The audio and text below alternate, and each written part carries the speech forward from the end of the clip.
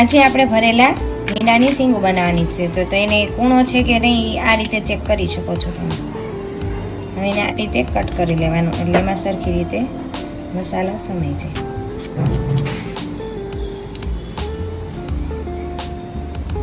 5-6 કળી આપણે લસણની લીધી છે, એની આપણે ચટણી કરવાની છે. પહેલા લસણ ખાંડી લેવાનું, પછી આપણે એમાં લાલ મરચું પાવડર એડ કરવાનું છે.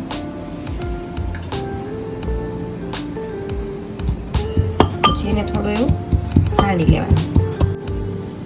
આ રીતે આપણે ચટણી ખાંડી લેવાની છે. મસાલો બનાવવા માટે મેં અહીંયા ચણાનો લોટ લીધો છે, 1 ચમચી જેટલો ચણાનો લોટ છે. એમાં આપણે કોથમરી એડ કરીશું, થોડો હળદર પાવડર, થોડી એવી હિંગ, ધાણા જીરું પાવડર,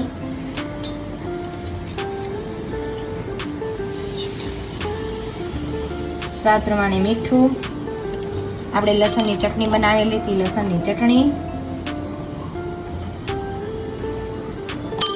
એમાં આપણે ઓઇલ એડ કરી દેવાનું છે.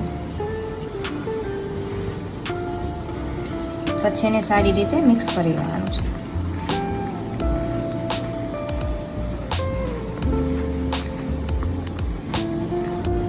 આપણો મસાલો મિક્સ થઈ ગયો છે.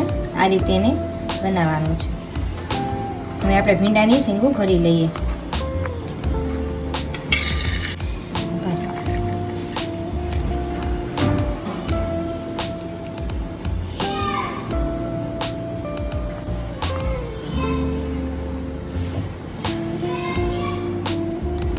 આ રીતે આપણે સીંગ ભરી લેવાની છે, દબાવીને, એટલે એનો સ્વાદ સરસ આવે. આ રીતે આપણે બધી સીંગો ભીંડાની ભરી લઈશું, તમે જોઈ શકો છો. અને મેં એટલો મસાલો રાખ્યો છે તે સીંગો ચડી જાય પછી એમાં એડ કરવાનો. અહીંયા મેં લોખંડની લોટી લીધેલી છે, આમાં સીંગો બહુ મસ્ત શેકાય છે. આમાં આપણે ઓઇલ વધારે એડ કરવાનું છે. ચણાનો લોટ છે એટલે વધારે ઓઇલ જોશે. પછી તમે તમારા રીતે એડ કરી શકો છો.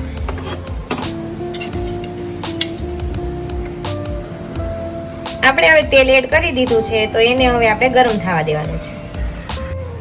તમે જોઈ શકો છો તેલ આવી ગયું છે, તો મેં થોડી એવી રાઈ એડ કરી દીધી છે. રાઈ બધી ફૂટી જાય પછી એમાં આપણે થોડી એવી હિંગ નાખીશું. આપણે થોડી હિંગ નાખી દઈશું. પછી આપણે ભીંડાની સીંગ.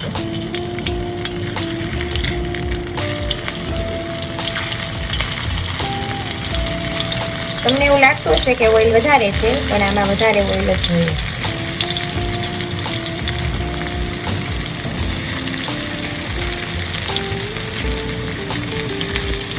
હવે આપણે એને મિક્સ કરી લેવાનું છે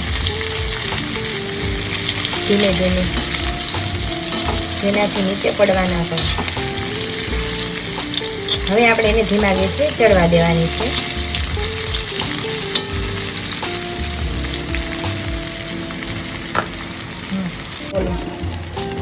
વચ્ચે વચ્ચે એને હલાવતી જવાની છે, જેનાથી તે બધી એકસરખી ચડી જાય.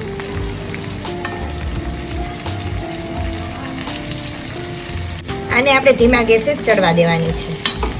ફૂલ ગેસ કરીશું તો સીંગું બળી જશે. તમે જોઈ શકો છો 7 થી 8 મિનિટ થઈ ગઈ છે આપણે ભીંડાની સીંગું ચડેની. આપણે એમાં હવે વધેલો મસાલો એડ કરી દઈશું, એટલે ઓઇલ એકદમ એબ્ઝોર્બ થઈ જાય.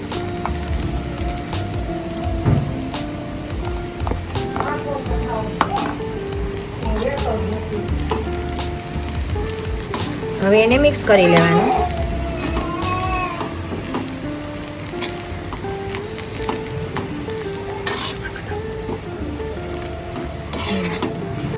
તેલ ઉપર આવી ગયું છે અને સીંગું રેડી છે ભીંડાની. મેં થોડી ક્રિસ્પી થવા દીધી છે. તમે તમારી રીતે નરમ યા તો ક્રિસ્પી કરી શકો છો. તમે જોઈ શકો છો મસ્ત આપણે ભીંડાની સીંગું રેડી છે.